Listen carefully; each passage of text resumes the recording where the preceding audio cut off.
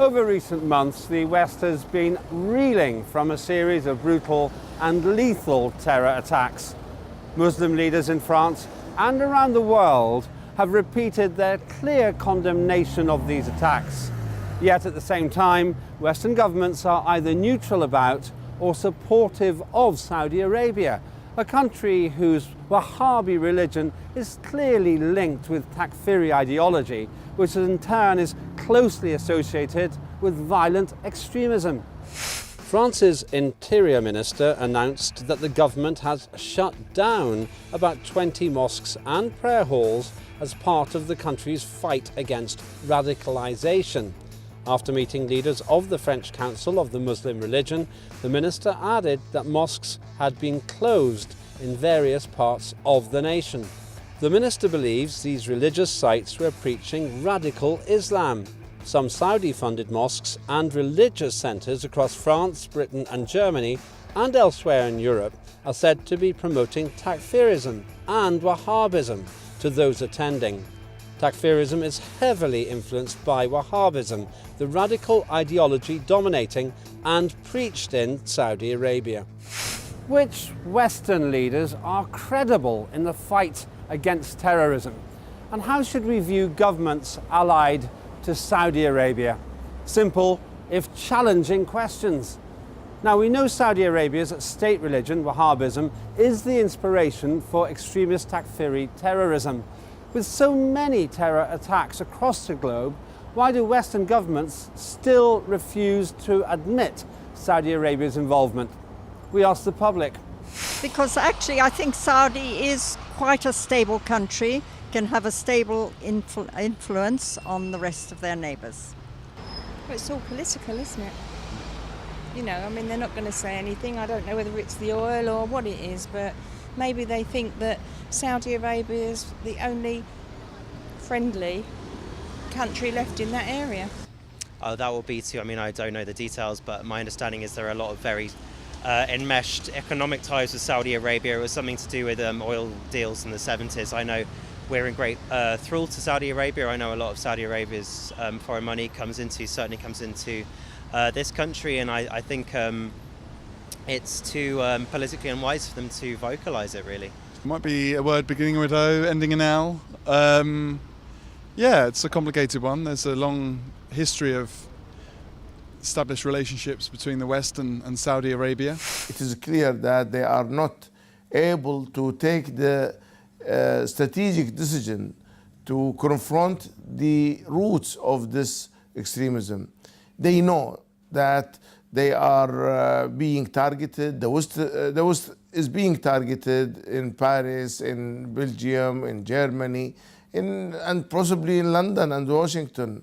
And that the sources of this attack comes often from those terrorist groups which are fed by the Wahhabi extremist ideology. They are also aware that Saudi Arabia is funding and grooming this ideology.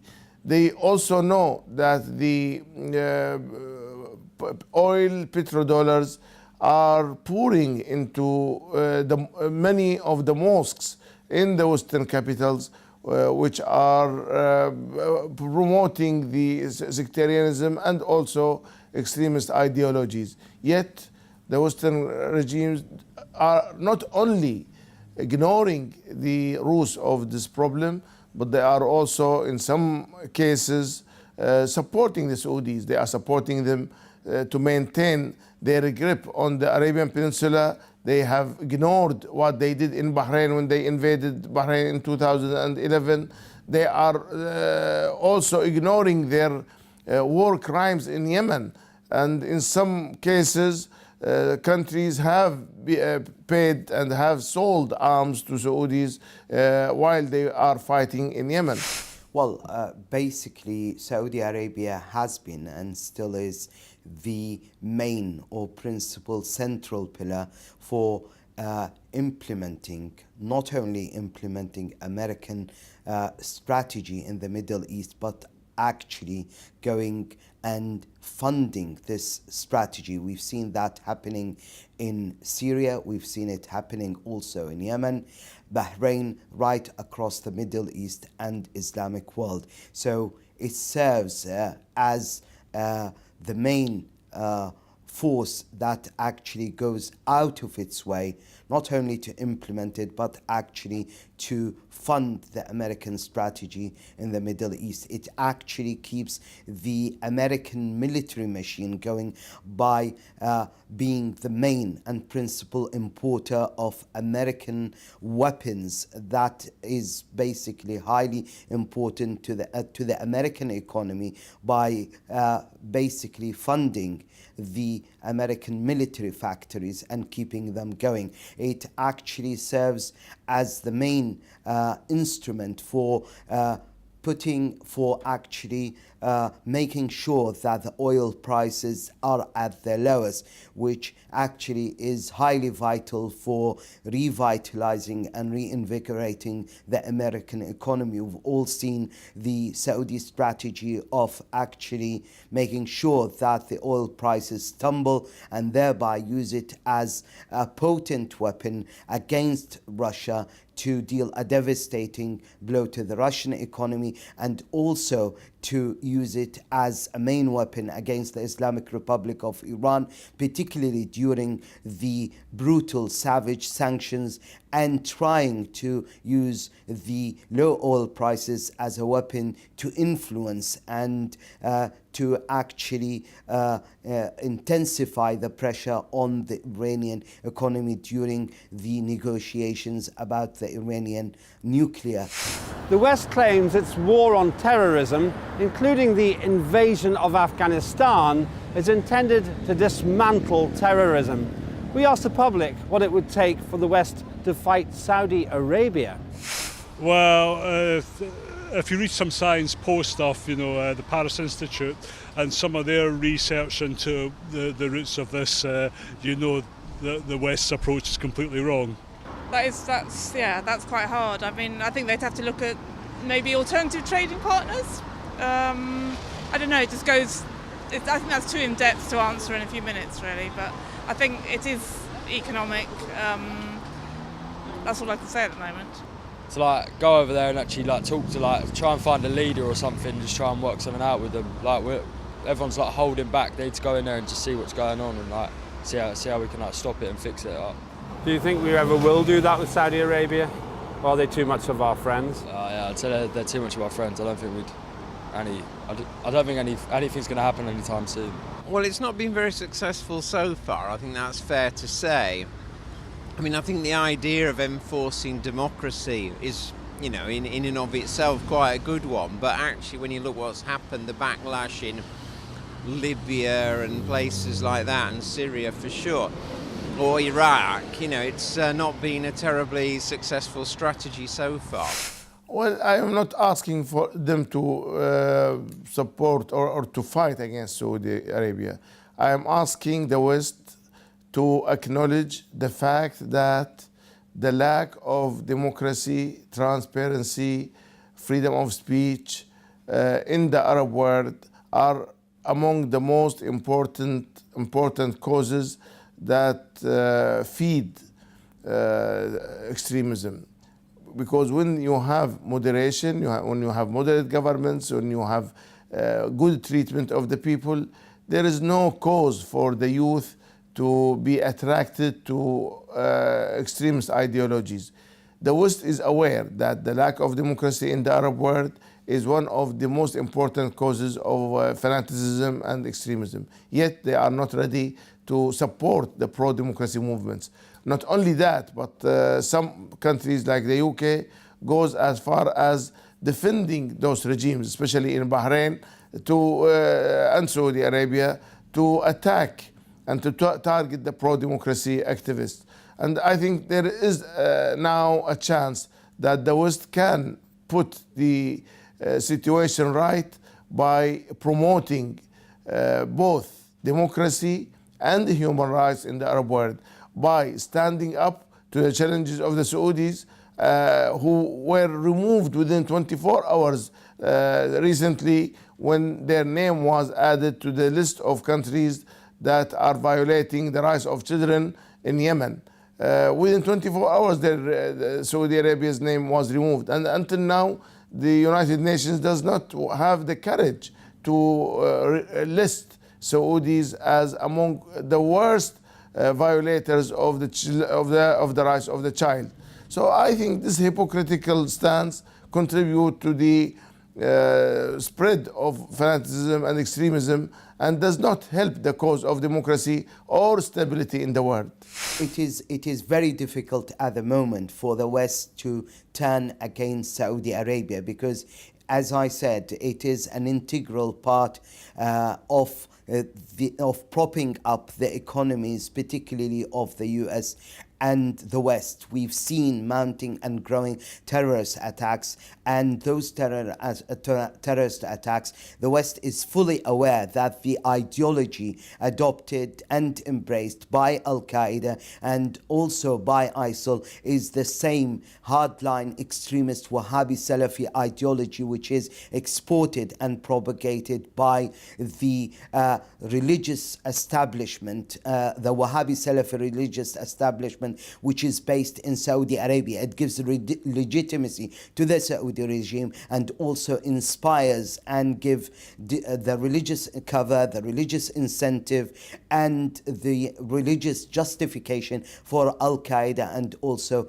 ISIL. But I do believe that turning against Saudi Arabia, although there has been increasing criticism by Western leaders, but there is no practical moves till now to actually bring to an end the export and the deliberate policy of Saudi Arabia of propagating and trumping up the religious Wahhabi Salafi ideology and also exporting the extremist fighters.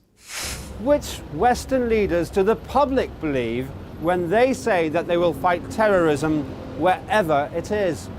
I would believe Obama and Clinton. I think they're the two that really want to tackle terrorism. The other ones just blow hot air. Interesting question, none of them. For the moment, if you're talking about Europe, I would say Merkel. If you're talking about globally, I would say Obama.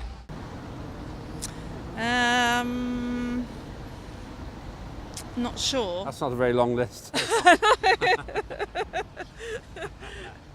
The West has shown a disturbing degree of hypocrisy when they talk about fighting and challenging terrorism. They are not. For 15 years now, they have declared a war on terrorism, yet terrorism has become much bigger today than it was 15 years ago. So why? Why is this war on terrorism is failing? Why isn't it making headway in the war against these killers? I think it is because they are compromising principles and values. Well, I don't actually believe those claims because they are still merely rhetoric, empty, hollow rhetoric, which is not backed up by practical actions on the ground to actually bring to an end to the torrent of funding, arming, logistical support, and paying even salaries to extremist, fanatical Wahhabi Salafi fighters that are being exported by Saudi Arabia. This is happening under the very eyes of America. America was part and parcel of the strategy to actually destabilize and bring down the government of Syria. It has backed up the Saudis to the hilt in Yemen, and it has turned a blind eye to the occupation and ongoing invasion of Bahrain, and it turns a blind eye to the Saudi arming, funding, providing logistical support to ISIL in Iraq in order to weaken the elected government of Iraq and destabilize Iraq, and therefore make it necessary for the Americans to go back to Iraq and actually build up and establish their influence, which dramatically tumbled after the forced withdrawal of American forces in 2011. Now, the British government's Prevent strategy screens school children to see if they are experiencing radicalisation. Do the British public want children to be targeted, or Saudi Arabia? I think we probably do need to focus more on the domestic aspect of things, so perhaps, I'm not quite sure how they're going about it, maybe trawling through social media and such, but I do think that could be a politically viable strategy as well, a lot more than involving ourselves with, foreign issues. Tackling Saudi Arabia's involvement, because that's the kids in schools, they're not gonna be like a big front of it as the people in Saudi Arabia will be. Like they're the main thing of it, so you need to get at them. Well, I mean, I haven't any personal experience of it, but I suppose it's a good thing in some ways. But in the other, are schools really the right people to be enforcing that sort of thing? It's a very difficult question, I think. But whether it's being effective, I'm afraid I couldn't say. This is, of course, very important to prevent this strategy of radicalizing young children. We do not want to see our children becoming suicide bombers and killing innocent people anywhere in the world, whether in the Arab countries, whether in Iraq, in Syria, in Libya, or in London or Paris. This is outrageous. Nobody should accept that suicide bombing becomes a norm in the world today. This is one of the most tragic development in modern history. However, the British government, as they want to prevent the radicalization of children, they are going about it the wrong way. You cannot stop radicalization as long as you continue to have mosques that are being funded by the Saudis, that you still have this welcoming and embracing attitude and policy towards the Saudis. You cannot stop radicalization as long as you keep quiet and silent about the excesses of the regimes in the Arab world. When those regimes take extreme measures to stop their opponents, when torture is rampant in the jails in Saudi Arabia, in Bahrain, when beheading, crucifixion, and other forms of horrific treatment is used against those who speak against the war in Yemen, then you are you are either going to take action and stop the Saudis from implementing their policy of executions, or just you are abetting, you are supporting with your silence those policies. Well, I mean, definitely the clear-cut answer is that the British public wants the British government, as the American citizens, to tackle head-on the main source of arming, funding, and providing the religious ideology, as the German Deputy Vice Chancellor of Merkel, that is Sigmar Gabriel, said that the main source of terrorism in Europe and indeed in the world is actually the building and funding of radical extremist Wahhabi mosques, which are actually turning ordinary Muslim citizens into radicals. This has been backed up also by the assertion of the leader of the SDP party in Germany, who said that the same ideology adopted by Al-Qaeda, ISIL, is the main ideology adopted and embraced by the Saudi government, which is the Wahhabi Salafi ideology. That's the ideology that needs to be tackled head on, and there have to be pressure being brought on the Saudi government to stop actually exporting that ideology, which is the same ideology that Obama has said has turned the Indonesian people who adopt a moderate version in Islam into a radical extremist ideology that has been embraced by some people in Indonesia. So he blames in an article in the article clearly the Saudis for using petrodollar in order to finance its ideology and export it. Wars in Iraq and Syria, more frequent attacks in Europe, and expanding Takfiri militancy in Africa point to a gaping Western policy deficiency. The central problem is the West's understanding of and vision for combating violent extremism. Its failure to do so directly affects the rising of terrorism around the world. France, Germany and Britain have closed mosques sponsored by Saudi Arabia because they may inspire terrorism. But they remain allies of Saudi Arabia itself. How do the public describe the actions of these governments? Yeah, it's a sort of hypocrisy that I consider typical of Western governments at the moment. It seems rather absurd, but my worry about doing things like closing mosques is these are important parts of our communities. They're important as libraries, as civic buildings, as churches certainly, and for communities to witness these important institutions being shut can only cause more divide and more unrest. On principle, no, I don't agree with closing down a mosque or any other place of worship. Actually, you're trying to gain intelligence on individuals who potentially are a threat. Well, the whole thing is a contradiction, isn't it? You know, and when push comes to shove, it's always about money. It does sound a bit strange, you know, they're doing one thing and another, but I suppose that's the realities of politics. Yeah, it does seem a little bit like something's going on behind closed doors, or something's happening but not all of us know about in some way, but I'm not sure.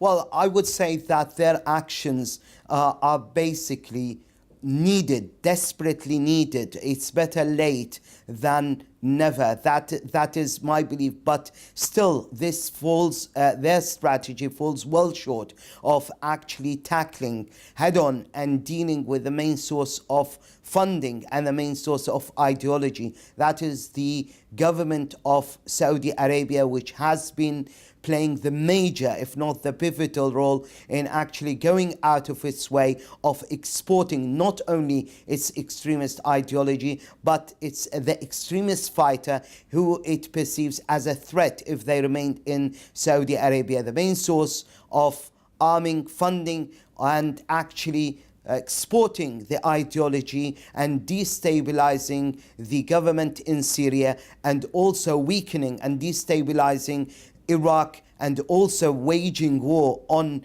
Yemen. This aggressive, monstrous war that has targeted civilians is actually the Saudi government, which is still occupying Bahrain. So if you want to fight really terrorism and bring the terrorist threat to an end, which is now has moved from a regional threat. ISIS was always perceived as a regional threat, now into an international threat, which is even threatening the national security of America, is actually to tackle head-on and to deal with the source of that threat, which is emanating mainly from Saudi Arabia, where the fatwas that back up and provide the religious incentive to the terrorist threat is actually coming from Saudi Arabia.